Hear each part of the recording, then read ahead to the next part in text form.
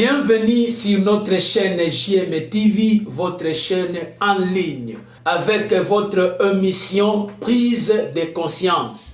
Prise de conscience eza émission oyo et zoko kota na bandaku na bino, ezo kota na ba pensée na bino et objectif ya émission oyo ezali ko réveiller conscience ya bana Nandambe ko réveiller conscience ya population ya Congo démocratique et pesameli epai na ngai mosali na bino Joabe Kinkela ba actualité eza ebele toyebi que toujours chaque jour to pesa kabino ba actualité pona ko talisa bino maye oyo ezokoleka na mboka na biso la République démocratique du Congo.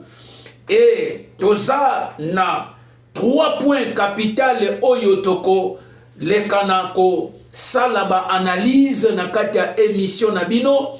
3 points oyo toko mema conscience ya population makambo ezokende kitoko nyonso pe eza malamu. Sans plus tarder, tozope saba information.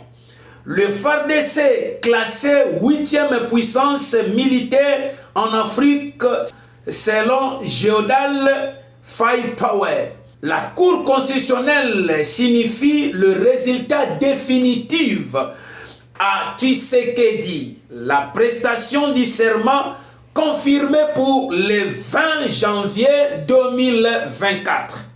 Législative en RDC, la CENCO et SCC exhortent à la CENI à ne pas publier les personnes recommandées, mais de suivre l'ordre d'arrivée des candidats. Et à la fin, l'arrivée des locomotives à Lubumbashi. L'arrivée des locomotives à Lubumbashi. Wana ezalaki ba information na biso. Merci na bandeko nyonso oyo bazoko landa biso na Gemena, bandeko nyonso bazoko landa biso na Congo Central, bandeko nyonso bazoko landa biso na Lubumbashi, na Kasai, na ba province nyonso na kobosana te na États-Unis, na Amérique, na Afrique du Sud, bisika nyonso France, Allemagne, tika nzambe ya République démocratique du Congo apambola bino. Et na 3 points oyo tobongiseli bino tozo solola na kati na émission na bino ya prise de conscience ya liboso tokolobela ba propos ya Moïse Katumbi toyebi que na tango asalaki ba abanda akendaki kosala ba propagande ezalaki na ba propos oyo alobaki ba propos ezebele metozoko sala analyse na propos moko oyo alobaki que une fois élu président de la République il va supprimer l'effet de la première dame. Toyebi biso nyonso toyokaki ba propos wana. Alors lelo na lingi to meka un peu ko analyser ba propos wana. Est-ce que azana raison to azana tort? Est-ce que pourquoi que ceux qui ba élire tant que président de la République a eu commandement, a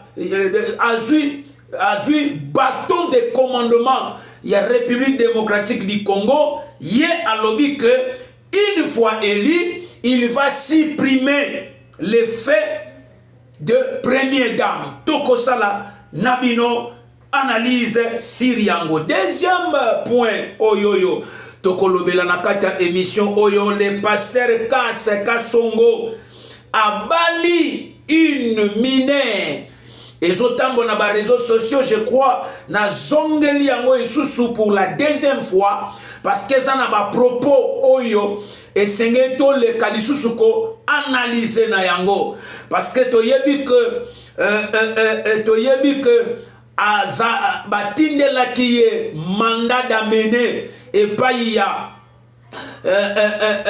procureur ya Mwanda, procureur de paix ya Mwanda.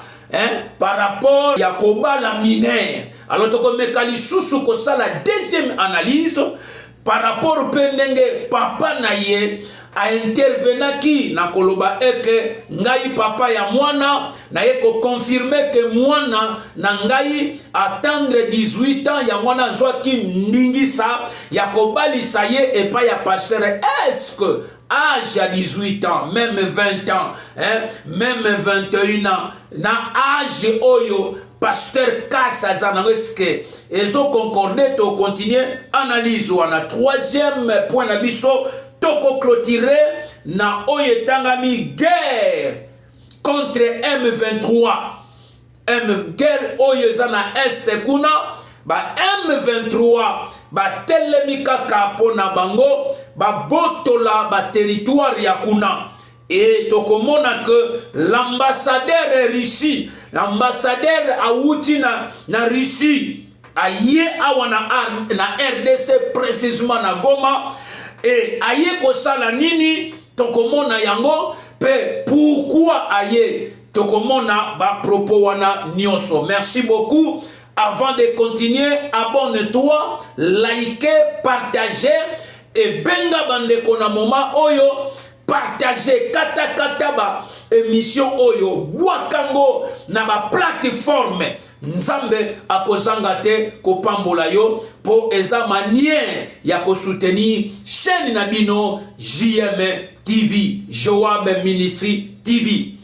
Toke na point na biso ya liboso Moïse Katumbi alobaki par rapport ndengate abasalaki campagne na ye to monaki ba campagne ndenge lekaki.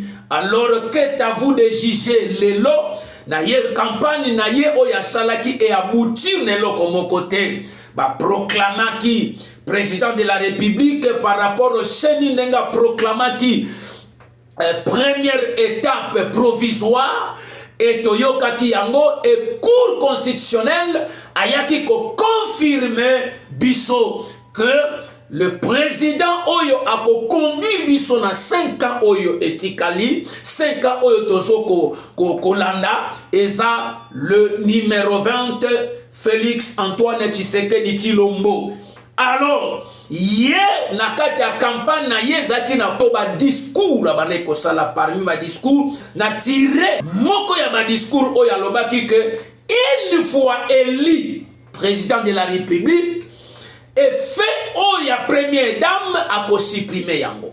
Alors, na vandi na bandi ko kanisa comment est-ce que une fois arrivé, une fois élu, une fois yako koma magistrat suprême, oyo okokamba etuluku na bato, okokamba batata, oyo baleki yo na âge, okokamba ba ministre, okokamba bato ba sorte ka sorte, mais aussi primaire fait ton histoire ya première dame. Ça m'a beaucoup dérangé.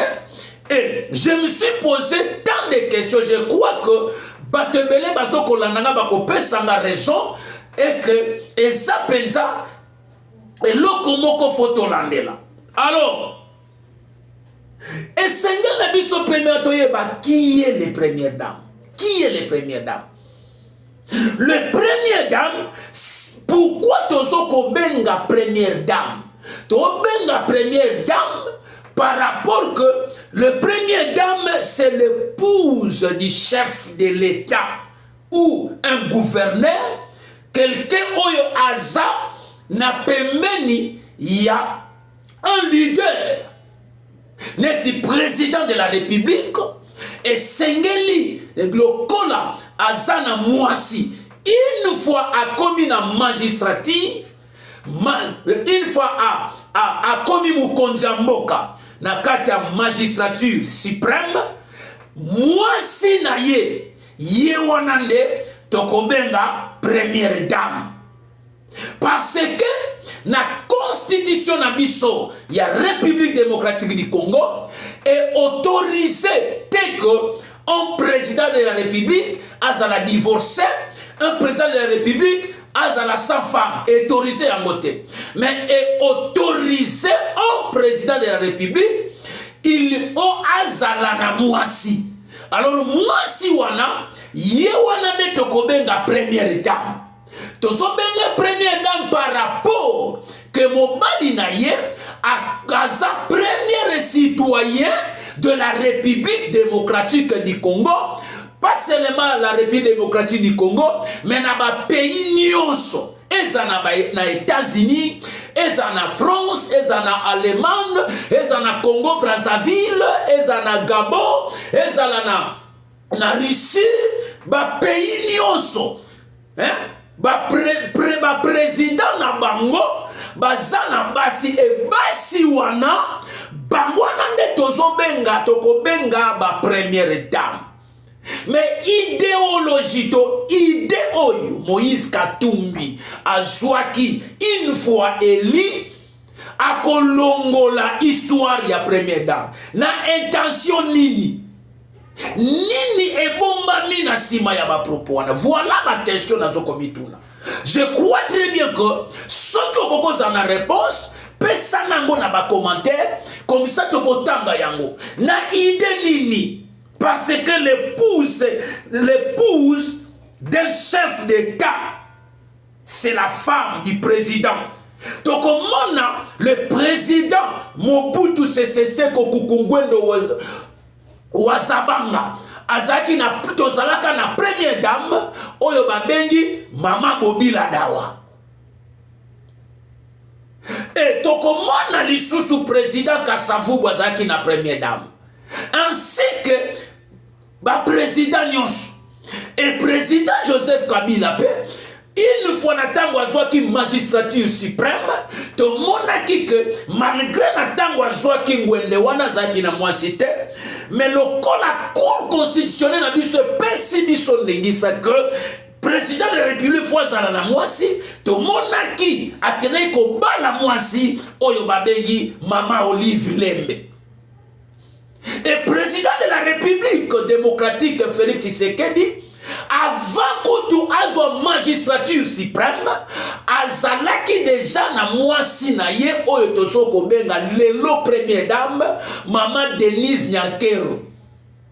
Sikoyo Moïse Katumbi nazoko mituna.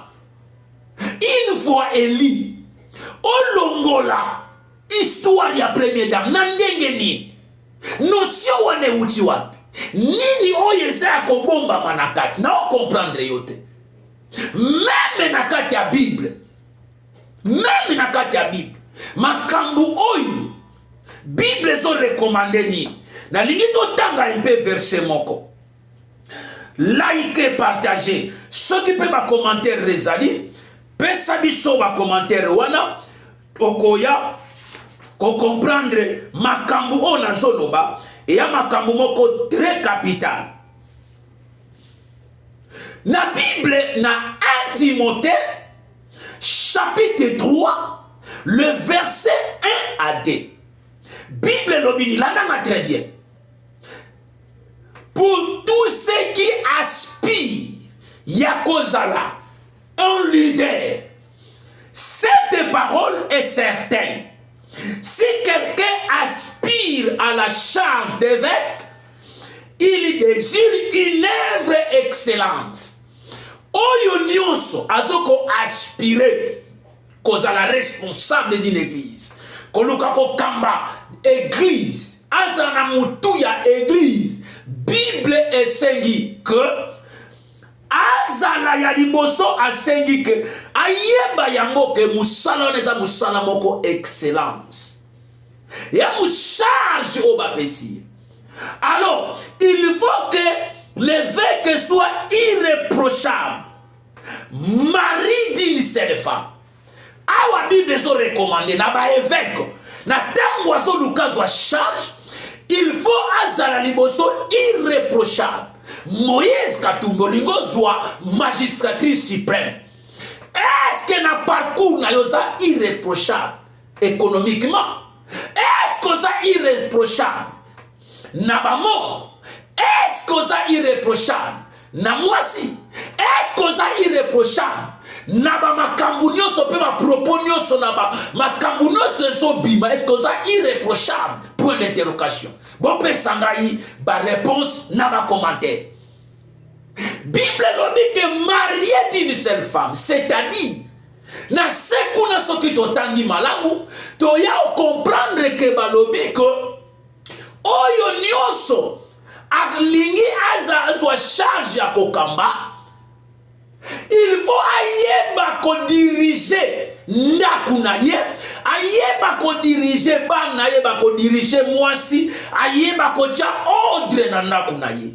Soki okokoka ko diriger mwasi te, okoka ko diriger bana te, okoka ko diriger ndaku te, foyer na yo te, a combien plus forte raison okende kozwa magistrature, okende ko diriger. Alors comment se fait-il que yo une fois élu olongola yango na sasili? C'est ça notre constitution.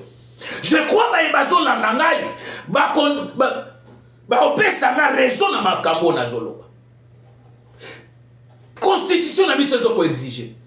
Siko nini ebomba ni nakala. Na tango koya oko changer constitution. Wana c'est que na makanisi na yo Moïse Katumbi ozona posa ko changer constitution.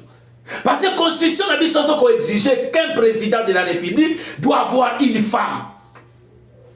Et seulement il ne peut pas être célibataire et ni divorcé.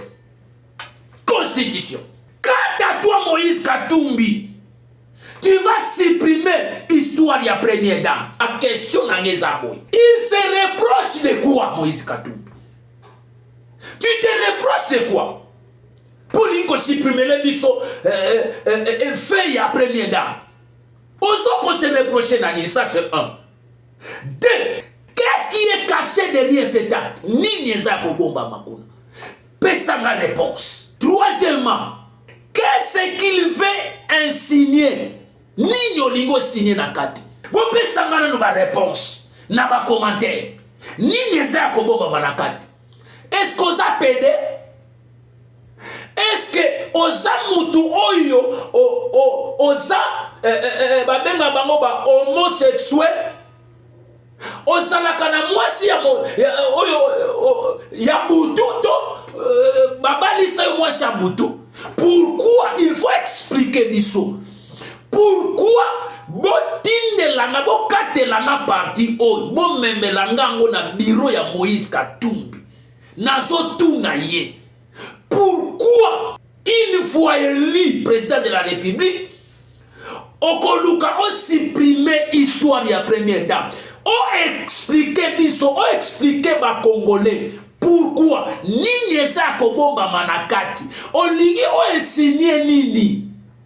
Enseignement Nini Eza Kobomba Manakati Moïse Katumbi. Yaya jusqu'à présent na saliba analyse na vu réponse te. Voilà pourquoi na yé na tuna aye bisa biso a expliquer biso yango nande makambo yango yo oyo Mobutu abandai ko benga la dégomagie. Peuple congolais, conscience c'est ça là, conscience c'est ça là. Tout ka n'importe qui te aya kozwa la magistrature suprême fongo la misu, conscience c'est ça là. Tozokota na deuxième point na biso. Pasteur Kasongo abali une minère awana ko umela mingi te parce que et si na salaki déjà première vidéo batunyo so balandaki awana ye totiana nous le point sur les îles et bas sur l'été. Pourquoi na zongeli point oyo ya pasteur Kas a pasteur ya église primitive un évêque ba église amwese bele ye na kata doctrine na ye encourage la polygamie et alobaka ke polygamie et banana yete mais ça na kata Bible. Tozo reprocher pasteur Kasté par rapport à doctrine naïe, il y a polygamie. Mais nous reprochons le pasteur Kas par rapport à effet ya kokende kobala un mineur. Biso nyonso tomoni na kati ya réseaux sociaux, soki otali bien, landa très bien, tala vidéo oyo, tala âge ya mwana. Mwana wana bozomona, tala ba bien. Est-ce que Bible dit la nature elle-même ne vous enseigne-t-elle pas? Alors tala nature ya mwana oyo, tala ata elongi. Tokomona ke mwana oyo, la vérité est que à côté qu'on plonge 12, 13 à 14 ans. Et pasteur Cass Azana 72 ans. Si koyo Bible zo ba la nati. Atako ndenge ba propos ya papa na ye oya bimisaki. Ya mwana bozomona. Toute la réaction, il y a papa. Moi, je suis le pasteur Daniel Mabiala de l'église primitive du Seigneur Yeshua à Kinzamvouet. Je suis le père de la sœur Meda, celle qui est aujourd'hui la femme légitime de notre pasteur Pierre Cass. Moi, j'avais donné ma fille au pasteur Pierre après avoir constaté qu'elle a atteint 18 ans. Et lorsque j'ai vu dans les réseaux sociaux ce qui se dit, je me suis dit, le monde doit être sérieux. Vous n'êtes même pas le père ni la mère de la jeune fille, mais vous donnez déjà l'âge. Alors, ma fille est née le 29, je pense, le 29 septembre 2005. Et d'ailleurs, elle a commencé les écoles, ses études primaires en retard. Elle avait déjà 9 ans. Parce que comme elle était de petite taille, on pensait que peut-être qu'elle allait grossir, mais nous avons vu que c'est cette taille que le Seigneur lui a donnée, comme la taille de sa mère. Et nous sommes très émus, très touchés, lorsque nous voyons ce qui se passe aussi. Les gens disent n'importe quoi. Tantôt, et c'est une sœur de 12 ans, de tout. Donc, chacun dit selon ce qu'il pense.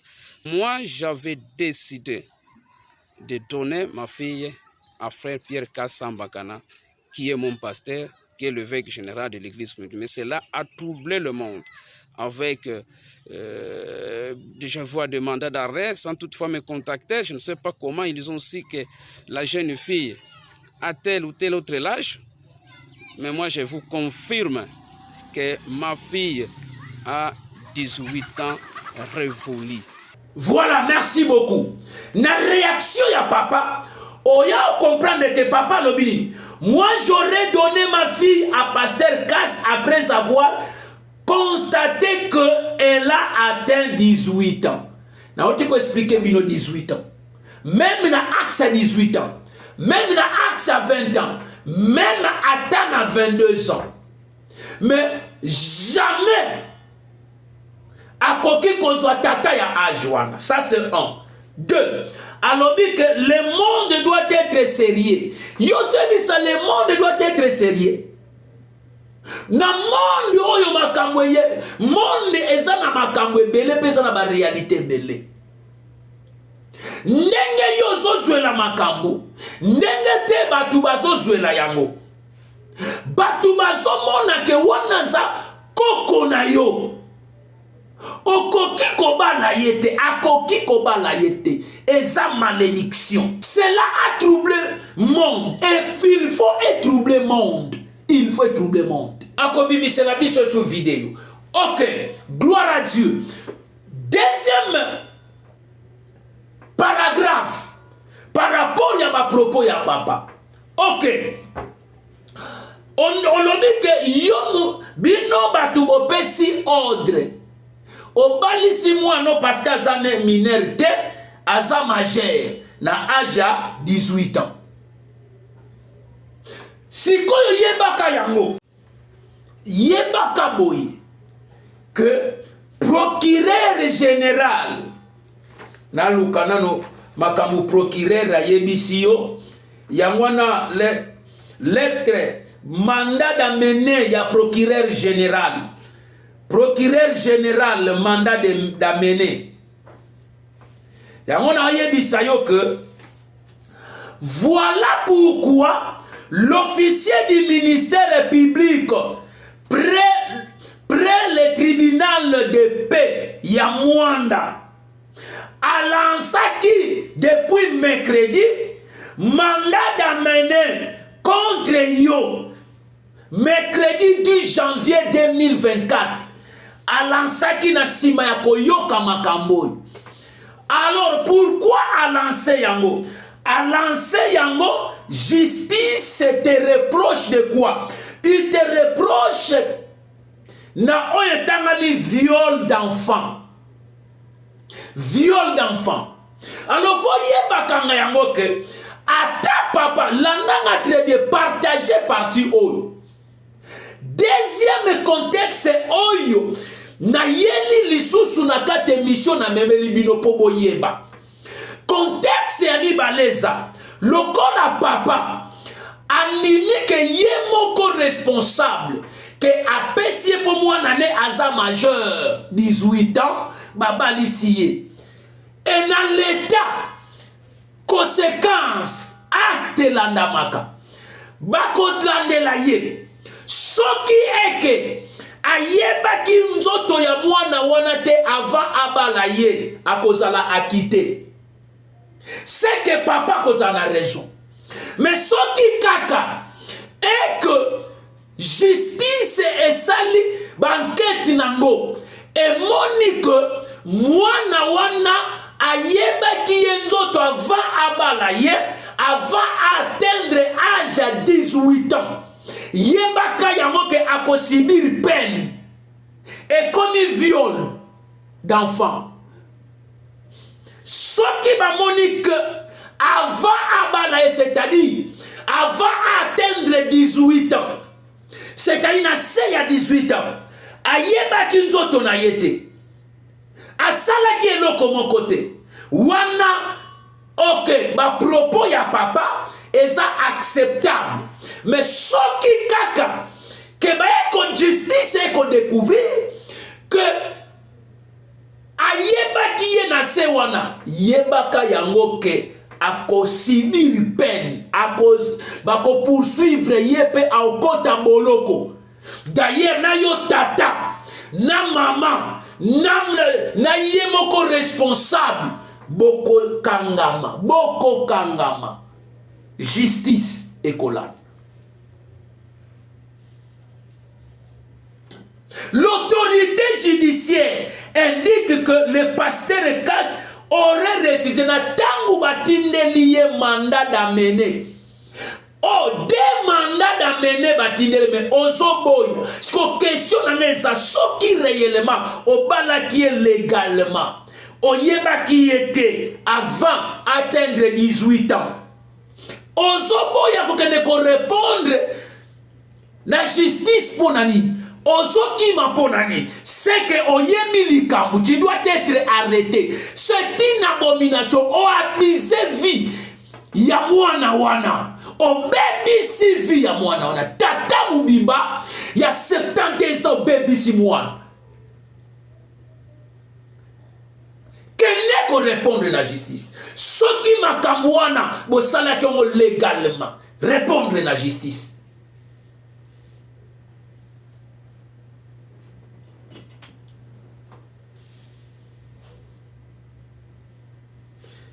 Je crois que na pengle point wana oyo na memela kibino na zongela kiango par rapport ya analyse oyo ya koyoba eke ya koloba eke papa okoko beta mbondo que nga amwana nga atteindre 18 ans. Oui, ça va. Mais soki kaka eza eke ayeba ki nzoto avant akokisa 18 ans. Makambu wana bobanda kangwa avant ki atteindre 18 ans et que ayeba ki déjà nzoto akokangama na yo papa bo abise vie à moi un mineur. Merci na balandi bon partager bon liker ce que ça dit nouveau abonne-toi pour na citer tozo clôturer na guerre contre M23 na est de la République démocratique du Congo. Guerre wana partagé déjà eza na makambo oyo lobi Congo ekozala elengi yebisa ndeko Congo ekomi elengi. Yaya, l'ambassadeur russe en RDC, ambassadeur russe na RDC, na RDC précisément na Goma. Akendeki kosala nini yango tolingi toyeba awa. Nini poussé que président ya russe a délégué atinda ambassadeur na ye na Goma. Bakutani na gouverneur basololi makambo wana. Skoto yeba makambo nini basololi. Ayaki ya liboso alobi bakomi intéressé. C'est-à-dire domona ke na tango mutu akomi intéressé ako intervenir. Et to ambassadeur russe aye awa aba s'intéresser na kati na mwa lobi bakosolola makasi na partenaire na bango sécuritaire. Alors tolanda partenaire sécuritaire ya Russie eza banane eza Nations Unies. Et lokola bango mibale bakosolola c'est que kala mingi te bozo yoka guerre na est ezosila. Alors que ezalaki but principal ya déplacement na ye na koya na RDC. Deuxièmement, alors que toujours disponible pour la RDC. Abakozala disponible pour la RDC. À chaque moment, à chaque instant, bakozala disponible. Bakotia makasi na bango. Alors je demande à monsieur le gouverneur de nous soutenir. Nous sommes toujours à votre côté. Asengi na gouvernement. Asengi na gouverneur. Yangwana to senga na gouvernement. Que solution yangoyo. Asengi soutien na bino. Peter Kazadi, son excellence, ministre ya défense, Jean-Pierre Mbemba. Boutia force. Balobi que gouvernement est soutenu. Premièrement, nazotala Peter Kazadi, pe nazotala Oyo Etangami, ministre de la Défense, Jean-Pierre Mbemba. Face vers lobby, nous avons dit à nos partenaires de la sécurité d'écouter les Congolais. Russie a ici, ba partenaire na bango sécurité, c'est-à-dire Nations Unies. Bayoka kolela ya Congolais. Bayoka maloba ya ba Congolais. Bakoyoka na po bayoka kolela na biso. Et na koyoka e mbala moko na ke na Exode chapitre 3. Bible dit que Nzambe akiti na nzela ya Moïse. Ayebisi Moïse, j'ai entendu les cris de mon peuple et je suis descendu pour les délivrer dans leurs souffrances. Bayoki. Nzamba salaka tantôt d'une manière, tantôt d'une autre. On dit que seuls les Congolais peuvent expliquer leurs besoins et ses droits souverains. Comment ils voient les règlements. C'est les Congolais. Nous avons besoin. C'est les Congolais. Nous devons expliquer mes besoins. Il y a moi qui la bino. Extrait wana. Bolanda. Nenge ambassadeur russe. A kiti na RDC. Pe ake na Goma. Ake kokutana. Na gouverneur intérim. Gouverneur intérimaire. Na kombo ya Peter Sirimweni. Le gouverneur militaire. Bazo kutana. Talandenge. Bazo solola. Et nyonso bache ba mise au point. Bache ba point sur les îles. Pe bache ba bar sur les terres. Bazui ba solution nyonso. Pe ba compromis nyonso. Ndenge nini ba kosili c'est la guerre. Na est Longonia. makambo ekende malamu tozobondela nzamba lola apesa bino makasi pe ba stratégie ba technique pe force afin que bandeko na biso ya est bazwa kimia. Merci na bandeko nyonso oyo balandaki biso.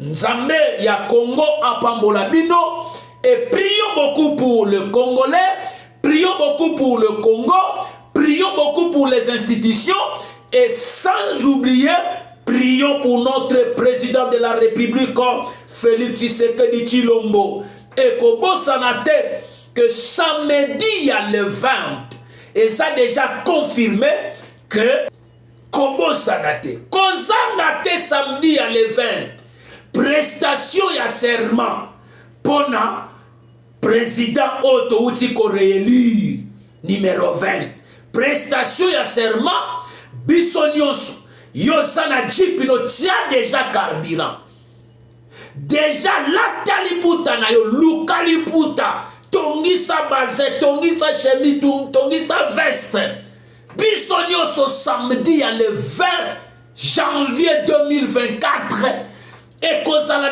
na stade de Marty na parlé du peuple te mais na stade de Marty bisonyoso na libulu pour la prestation ya serment nzamba pambola bino. Quant à moi, je vous dis, restez toujours branchés sur notre chaîne GM TV. Vous ne serez jamais déçus. Ciao.